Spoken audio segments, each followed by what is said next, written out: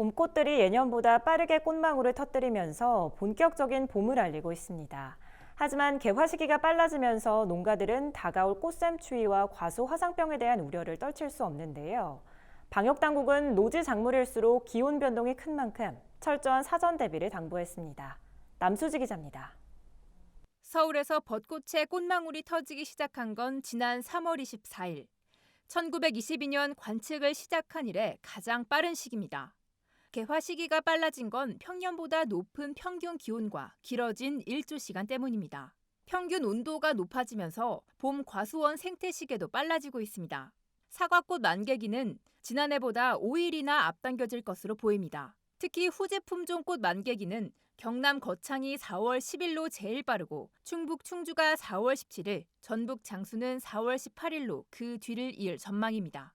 배와 복숭아꽃 개화 시기도 남부 지역은 평년보다 10일, 중부 지역은 평년보다 4에서 5일 더 앞당겨질 것으로 예측됩니다. 개화 시기가 빨라지면서 농가들의 우려는 커지고 있습니다. 4월 초중순에 꽃샘 추위가 찾아올 가능성이 큰 데다 꽃이 핀 상태로 추위가 덮치면 열매를 맺는 데 큰 타격을 입어섭니다.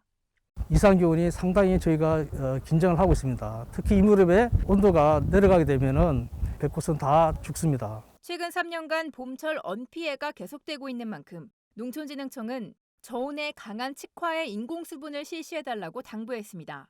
꽃따기를 실시하기 전엔 사과꽃을 반으로 잘라 밑씨 고사 여부를 확인하고 조기 낙과 피해 예방을 위해 열매 속기도 늦춰야 한다고 강조했습니다. 빨라진 개화 시기에 맞춰 과수 화상병도 유의해야 합니다. 농진청은 물 주는 시기를 늦춰 꽃 피는 시기를 미루고 꽃가루를 옮기는 나비, 벌 등 곤충의 이동을 최대한 자제해야 한다고 설명했습니다. 또 지역에 따라 과수화상병 발생 지역과 특별 관리 지역에서는 등록된 약제를 3회에 걸쳐 방제해달라고 당부했습니다. 꽃이 만개됐었을 때 추위가 닥쳐버리면은 꽃이 다 추워서 얼어버립니다. 꽃이 빨리 피게 되면은 온도가 높아지기 때문에 화상병 병원균의 그 활동이 더 빨라집니다. 발생률도 더 높아지기 때문에 문제가 되는 거죠.